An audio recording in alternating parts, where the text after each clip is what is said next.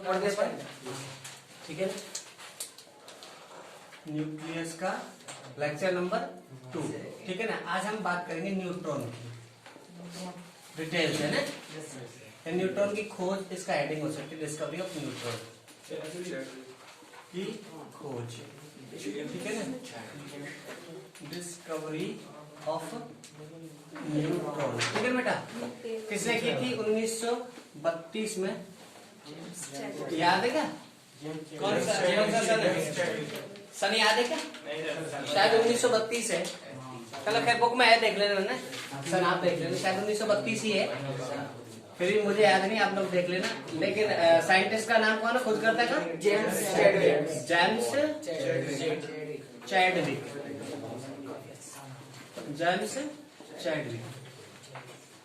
देखो James Chadwick ने, ये चल रही है ना, देखो जेम्स चैडविक ने क्या किया था। सबसे पहले भाई साहब आप आए। ओके, जेम्स चैडविक ने क्या किया? जेम्स चैडविक ने क्या किया था? अल्फा कण के बारे में कौन कौन नहीं जानता? जानते सर, 1932 सही है बेटा। चलो वेरी गुड, 1932। अल्फा कण होता क्या? पहले अल्फा कण सुनो। अल्फा कण क्या होता है? हीलियम है ना, हीलियम कितने नंबर पर आता है? 2 नंबर पर। प्रोटॉन संख्या कितनी होती है? 2। न्यूट्रॉन संख्या? इलेक्ट्रॉन संख्या? 2। 4 कौन से बोल रहे? 2 ही तो होती है। ये इलेक्ट्रॉन प्रोटॉन संख्या है नीचे वाली, और ये प्रोटॉन और न्यूट्रॉन का योग है। ये कहलाता है ए, जिसके अंदर क्या होता है? Proton plus neutron. और ये क्या है? प्रोटॉन संख्या या इलेक्ट्रॉन की संख्या। यही तो है ऐसा। अच्छा, तो ये अगर मैं हीलियम के परमाणु की बात करूं सिर्फ, तो हीलियम परमाणु कैसे बनेगा? स्ट्रक्चर कैसे होगी? 2 प्रोटॉन 2 न्यूट्रॉन और एक ही कक्षा होगी ना। 2 इलेक्ट्रॉन। ये परमाणु है हीलियम का, है ना। अगर मैं हीलियम का सिर्फ नाभिक की बात करूं, हीलियम के तो एक कक्षा हट जाएगी, सिर्फ ये बचेगा। बोलो यस सर। क्या इसमें इलेक्ट्रॉन है? नहीं सर। कौन सा चार्ज है? प्लस। टोटल प्लस चार्ज है ना। न्यूट्रॉन पे तो कोई चार्ज ही नहीं है ना। वैसे पहले अपन जानते हैं कि न्यूट्रॉन पे कोई चार्ज नहीं है। तो पूरा चार्ज क्या है? प्लस। क्या है ये? हीलियम का नाभिक। तो हीलियम का नाभिक ही बेटा अल्फा कण कहलाता है। हीलियम का नाभिक क्या कहलाता है बेटा? अल्फा कण कहलाता है। ऐसे मान लिया हीलियम का नाभिक को क्या बोलते हैं हम लोग? अल्फा कण। ठीक है ना, क्लियर है। तो ये पॉजिटिवली चार्ज होता है, ठीक है ना, पॉजिटिवली चार्ज होता है। और इलेक्ट्रॉन से दोहरा चार्ज होता है इस पर। इलेक्ट्रॉन पे 1 पी के बराबर होता है ना। इलेक्ट्रॉन और प्रोटॉन पे चार्ज एक जैसा ही होता है। आवेश अल्फा कण पे आवेश तो कितना होता है? 2 पी। अल्फा कण पर आवेश होता है 2 ई के बराबर। 2 पी या 2 ई के बराबर। बोलो तो बोलो ना। प्लस वाला तो चलो। और मास कितना होता है? मास होता है द्रव्यमान। द्रव्यमान कितना होता है? बोलो दोनों है ना, द्रव्यमान दोनों 4 पी के बराबर। ठीक है ना, 4 प्रोटॉन के बराबर या 4 न्यूट्रॉन के बराबर मान लो। ठीक है ना, बोलो याद रख लोगे। ये हुआ हमारा अल्फा कण। ठीक है ना। तो इसने क्या किया था? अल्फा कण की बम्बार्डिंग करवा दी इसने। किस पे? बेरिलियम पर। बेरिलियम कितने नंबर पर आता है? बोलो 4 का आता है ना। हाइड्रोजन, हीलियम, लिथियम और बेरिलियम 4 पे आएगा ना। अच्छा, तो इसका परमाणु क्रमांक तो होगा 4 और परमाणु भार 8। डबल कर लो। नहीं 9 होता है। क्यों? और केमिस्ट्री एक्सेप्शन से भरी पड़ी तुम्हारी। तो जब अल्फा कण की बारिश किस पे करवाई? बोलो बेरिलियम से करवाई इसने। 4Be9 पे करवाई। तो क्या बनने वाला बताओ? क्या बन सकता है? सोच के बताओ क्या बनेगा, बताओ। अरे इनको तो जानते हो ना। 4 और 2 6 तक के सोच रहे हो। आवेश तो कंजर्व रहेगा ना। 4 और 2 6 पे कौन आता है? कार्बन। और कार्बन का कितना होता है? 12। क्या बच गया? नीचे आवेश तो बचा नहीं। देखो आवेश तो कंप्लीट हो रहा है। तभी सही है। 1 बच गया भाई साहब। सही देते हो। 4 और 2 6 आवेश तो कंजर्व हो गया। ऊपर देखो बाहर 4 और 9 कितने होते? 13। और यहाँ पे कितना? 1 बच रहा है ना। आवेश तो कुछ नहीं बच रहा, लेकिन भार 1 बच रहा है, तो उसको इसने इस सिंबल से लिखा, एन से। कण है, कुछ ना कुछ तो नाम देगा ना वो। उसका नाम क्या दिया उसने? न्यूट्रॉन। क्या नाम दिया? न्यूट्रॉन। जिस पर कोई आवेश नहीं था, लेकिन उसका भार था 1। 1 किसके बराबर है? ये भार उसको नापा उसने विधि से, अलग अलग विधि होती है। तो इसका जो भार था, भार मतलब द्रव्यमान था, द्रव्यमान की बात कर लो, जिसका द्रव्यमान था वो लगभग प्रोटॉन के द्रव्यमान के बराबर था। किसके बराबर था? इस कण का। आवेश कुछ था नहीं, आवेश कुछ था नहीं, तो इस कण का नाम जेम्स चैडविक ने क्या रखा फिर? बोलो, न्यूट्रॉन। क्या रखा? न्यूट्रॉन। तो क्या परिभाषा लिखोगे, या हेडिंग में क्या लिखोगे, या फिर हम क्रियाविधि पढ़ेंगे क्या लिखेंगे? जेम्स चैडविक के द्वारा प्रयोग किए गए, जिसमें अल्फा कण की बात किस पे की गई? तो उसने देखा कि कार्बन C612 के साथ एक अलग टाइप का कण निकल रहा था, जो चार्जलेस था, उसका द्रव्यमान लगभग प्रोटॉन के बराबर था। क्लियर है ना? उस कण का नाम क्या रखा उसने? न्यूट्रॉन। क्लियर है क्या? अब देखो फिर आगे न्यूट्रॉन ने भी क्या किया, न्यूट्रॉन के देखो, न्यूट्रॉन क्या किया, जब न्यूट्रॉन की बारिश, ये बता दो पहले, बोलो समझ में आ गया? इतना से लिखोगे सफिशिएंट है, सफिशिएंट है। देखो आगे देखो, इसका मास तो मैंने कल बता ही दिया था शायद आपको। न्यूट्रॉन का मास, मास ऑफ न्यूट्रॉन कितना होता है? 1.6749 10⁻⁻के 27 kg, है ना बेटा? और ये में बताया था क्या? कितना होता है बोलो? 1.008। वैसे 66 भी लिख सकते हो आप लोगों ने, AMU, लेकिन 3 अंक तक तो कम से कम याद होना चाहिए। क्लियर है क्या? बोलो यहाँ तक कोई दिक्कत है क्या? पक्का? ठीक है ना? अब हम बात करते हैं न्यूट्रॉन के और क्या क्या गुण हो सकते हैं। ठीक है ना? बोलो, ये कोई दिक्कत इसमें?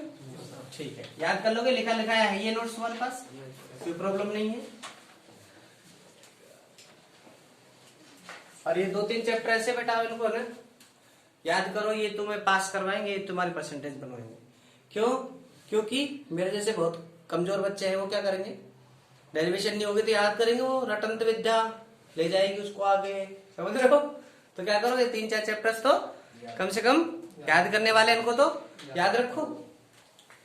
अच्छा, अब हम बात करें कैरेक्टरिस्टिक्स ऑफ न्यूट्रॉन।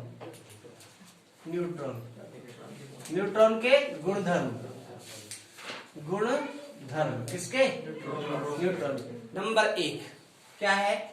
आवेश रहित। नंबर 2 द्रव्यमान लगभग प्रोटॉन के द्रव्यमान के बराबर।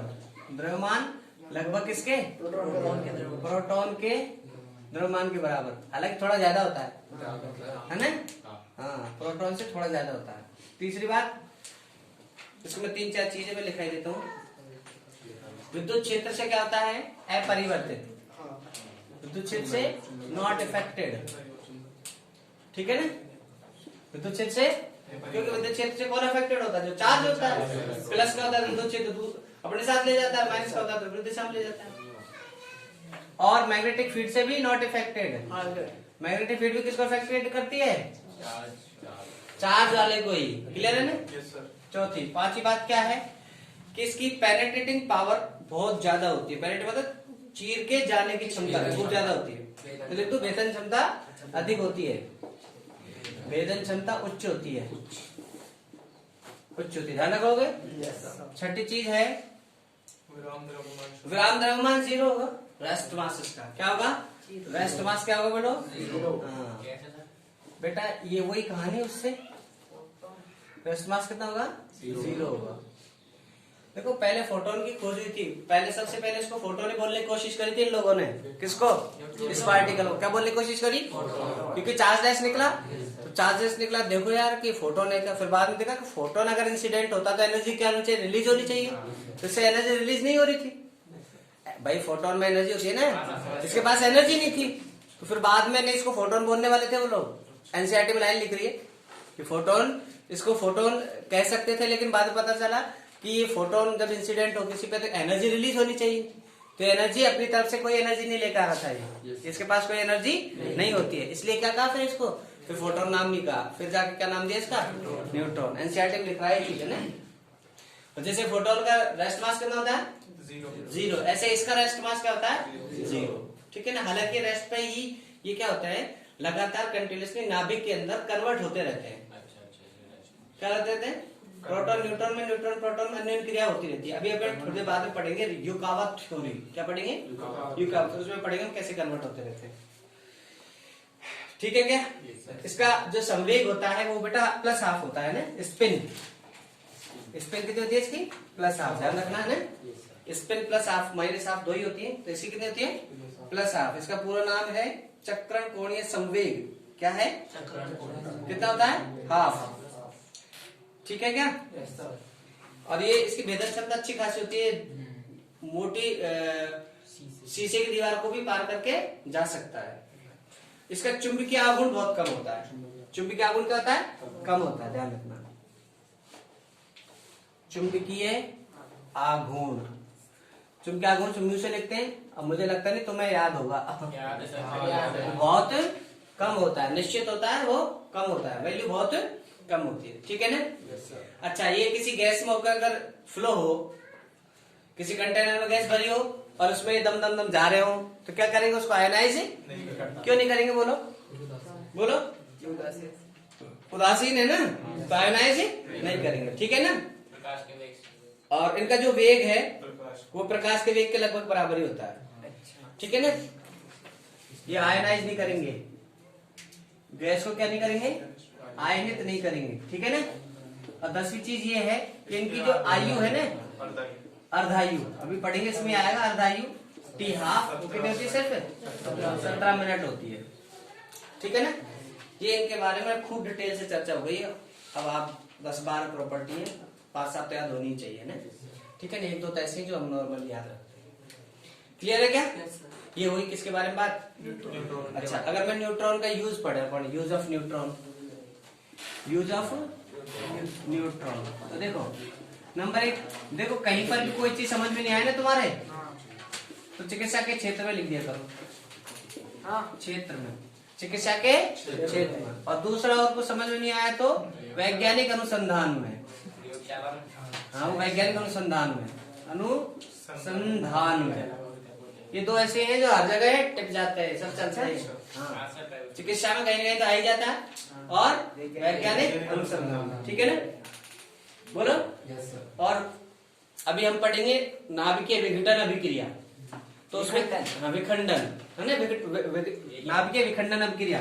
तो नाभिकीय, कोई नाभिक है, उसके ऊपर बम्बार्डिंग कराई जाती है न्यूट्रॉन की, नाभिक क्या हो जाता है, टूट जाता है। तो नाभिकीय विखंडन में, किसमें बेटा, नाभिकीय विखंडन में, ठीक है ना, डिफिजन में, फिजन में, न्यूक्लियर फिजन में, ठीक है। और चौथा है, ये 2 टाइप के होते हैं बेटा, एक होता है तापीय न्यूट्रॉन, ठीक है ना, तापीय न्यूट्रॉन। तापीय न्यूट्रॉन तो वो होते हैं जिनकी एनर्जी 0.5 होती है, लगभग 0.5, वैसे हम 0.25 लिखेंगे ना एनसीईआरटी की भाषा। और एक होते हैं जिनकी एनर्जी बहुत ज्यादा होती है, मेगा इलेक्ट्रॉन वोल्ट में होती है, 1 मेगा इलेक्ट्रॉन वोल्ट होती है। वो 2 टाइप के होते हैं, अभी हम उनकी बात आगे करेंगे ना। अच्छा, क्लियर है क्या, अच्छा। और एक क्या खासियत है इसकी, कि इसको न्यूट्रॉन को हम इजीली कन्वर्ट कर सकते हैं किसमें, प्रोटॉन, ठीक है। ये इनकी क्या है, यूज है, क्लियर है क्या, बोलो, ठीक है ना। अब देखो, अब हम एक चीज का अध्ययन करना चाह रहे हैं कि हमने देखा कि किसी भी तत्व को प्रदर्शित करने का एक तरीका है ZXA। क्या है, ZXA, बताया था ना। इसमें Z तो क्या है, परमाणु क्रमांक है, A है परमाणु भार, उसको परमाणु संख्या भी कह सकते हैं हम लोग, ठीक है ना। उसमें देखो, जब हमें पता है, सुनो, ZXA से लिखते हैं। अब जैसे हमें ऑक्सीजन लिखनी हो, है ना, तो कैसे लिखेंगे, बोलो, ऑक्सीजन को लिखने तो कैसे लिखेंगे, O8O16 ना। तो आप लोग सीधा सीधा लिखते हैं, सर प्रोटॉन संख्या 8, सर इलेक्ट्रॉन संख्या 8, सर न्यूट्रॉन संख्या 8। तो ये इजीली आ जाता है आपका क्या, बोलो, Z प्लस N। और Z क्या, प्रोटॉन 8 और न्यूट्रॉन 8 तो कितना हो जाता है, तो आपको कोई दिक्कत ही नहीं रहती, ठीक है ना, क्योंकि ये नंबर है, क्या है, नंबर संख्या है, प्रोटॉन और न्यूट्रॉन की संख्या है, दोनों को जोड़ लो, उनका योग कितना, वही परमाणु भार होता है, क्लियर है ना। लेकिन दिक्कत कब आती है, जब क्लोरीन 17 35.5 क्लोरीन 17 पे आता है ना, बोलो कि सर इसमें 35.5 में क्या मसला है, प्रोटॉन आधा है या न्यूट्रॉन आधा है, तो बेटा ना प्रोटॉन आधा होता ना न्यूट्रॉन, तो ये ऐसा फिगर कैसे आया फिर भाई, यहाँ पे जोड़ आता है प्रोटॉन और न्यूट्रॉन संख्या का आता है, प्रोटॉन भी क्या होता है, इंटीजर फॉर्म में होता है, इंटीजर समझते हैं, पूर्णांक, समझ मारी ना, अरे क्या एन क्या होता है, प्रोटॉन की संख्या, जेड क्या होता है, एन तो है न्यूट्रॉन संख्या और जेड क्या है, प्रोटॉन संख्या, ये भी इंटीजर है, इंटीजर मतलब पूर्णांक, 1 2 3 4 5 6 7 8 तो ये पूर्णांक है, 10 11 12 13 14 ये पूर्णांक है, दोनों पूर्णांक में ना, तो भैया ये दोनों को जोड़े जब भी 34 35 36 37 38 संख्या आनी चाहिए ना, इंटीजर आनी चाहिए, लेकिन क्या आ रहा है 35 पॉइंट, कोई आधी चीज है नहीं, 35 तो पूरा और कोई आधी है, तो आधी कोई हो ही नहीं सकती ना, यहाँ पर 35.5 बच्चे बैठे हो सकते हैं क्या, बोलो अरे भाई हो सकते हैं क्या, क्योंकि पूर्णांक फॉर्म में ना, तो ये क्या मसला हुआ, ये मसला हुआ समस्थानिकों के कारण, किसके कारण, किसके कारण, समस्थानिक के कारण।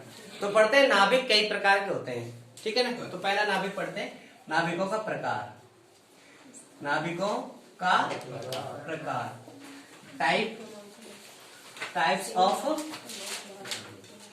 ऑफ क्या, न्यूक्लियस, ठीक है ना, देखो टाइप ऑफ न्यूक्लियस कैसे निकालेंगे हम लोग, ये न्यूक्लियाई बोल सकते हैं, नाभिकों न्यूक्लियाई बहुवचन है इसका, ठीक है ना, अच्छा देखो कैसे निकालेंगे, इधर देखो ध्यान से, उसकी बात करेंगे वो 35.5 क्यों आया, ठीक है ना, उससे पहले देख लो, पहले नाभिक का प्रकार पढ़ते हैं हम लोग, समस्थानिक, समस्थानिक क्या बोलते हैं इंग्लिश, आपको पता होगा अच्छी तरह, आइसोटॉप्स, क्या बोलते हैं, आइसोटॉप,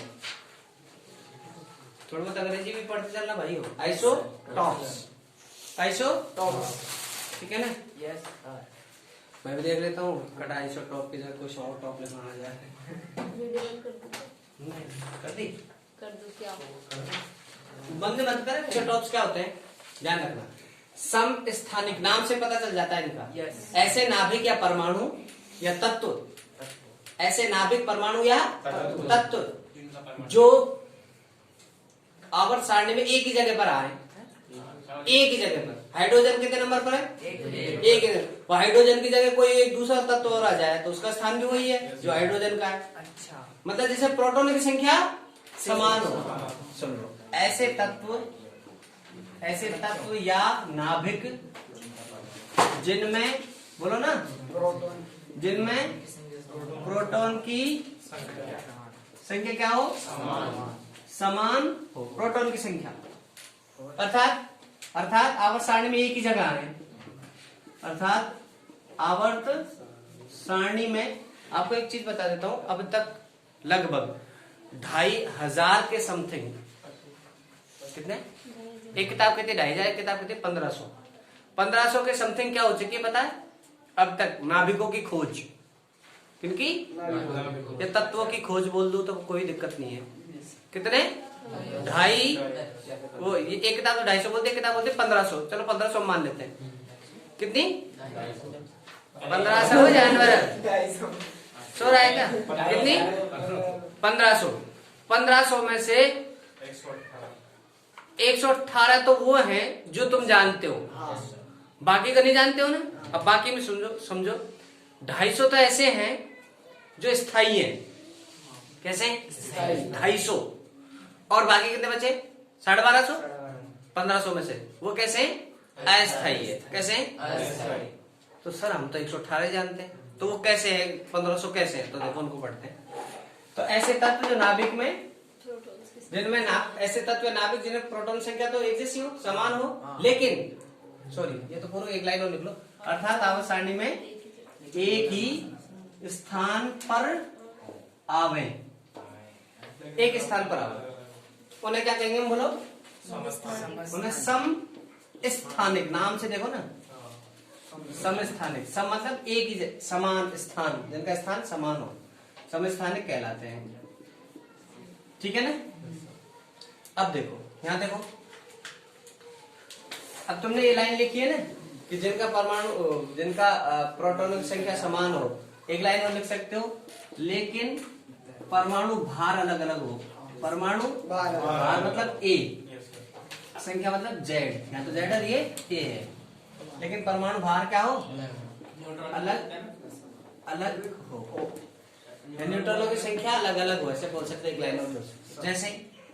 जैसे हाइड्रोजन है, कौन है, हाइड्रोजन है। बोलो हाइड्रोजन कितने नंबर पाता है, एक। आवर्त सारणी में स्थान वैसे तो फिक्स नहीं है, लेकिन फिलहाल तो कौन सी जगह पर रखा है, एक नंबर। क्लियर है। अब हाइड्रोजन के 3 रूप होते हैं समस्थानिक। किसके, हाइड्रोजन के कितने होते हैं, 3।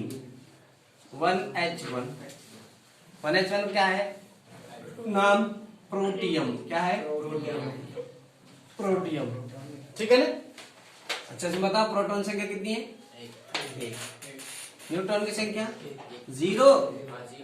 अगर न्यूट्रॉन संख्या 1 और होती तो अब 2 लिखता ना, तो क्या हो गया, बोलो क्या हो गया, प्रोटियम। और आप लोग इलेक्ट्रॉन संख्या लिखना चाहते लिख सकते हैं। इलेक्ट्रॉन संख्या कितनी होती है, जितना प्रोटॉन है, 1 इलेक्ट्रॉन होगा। और एक कितना होगा इसका, बोलो 1। ठीक है। अच्छा दूसरा इसका समस्थानिक है 1H2, तो ये तो स्थान है ना, उसी जगह पर आ रहा है ये भी 1H2। तो 1H2 को क्या बोलते हैं, ड्यूटेरियम या ड्यूट्रियम या ड्यूटेरियम, जैसे आप लोग बोलना चाहते हैं। ठीक है। इसमें बताओ प्रोटॉन कितना है, 1। प्रोटॉन ये 1 है यहाँ पर, लेकिन एक प्रोटॉन हो गया तो एक और है ना, 2 है नहीं, ये प्रोटॉन और न्यूट्रॉन का जोड़ होता है, 2 है मतलब प्रोटॉन 1 है, तो एक कौन है अपने आप, न्यूट्रॉन। न्यूट्रॉन कितना हुआ, 1। और एक कितना हुआ, 1। बहन जी 1 प्रोटॉन न्यूट्रॉनों का जोड़। और तीसरा समस्थानिक होता है इसका ट्राइटियम। इसका प्रोटॉन कितने होंगे, बोलो 1 और न्यूट्रॉन 2, जब तो 3 होंगे दोनों जोड़कर। और इसका एक कितना है, 3। अब देखो परिभाषा देखो, जिनमें प्रोटॉनों की संख्या समान हो लेकिन द्रव्यमान संख्या अलग अलग हो, तो ऐसे तत्व नाभिक या परमाणु क्या कहलाएंगे, समस्थानिक कहलाएंगे। क्लियर है क्या, बोलो ना। अब देखो अपन इसी में वो सवाल और पढ़ लेते हैं। कौन सा, क्लोरीन का क्या 35.5 क्यों होता है। अच्छा इसमें एक चीज इसमें और समझ लो, प्रकृति में लिख रखा है ना, नोट्स में याद है, देखो ढंग से लिख रखा है,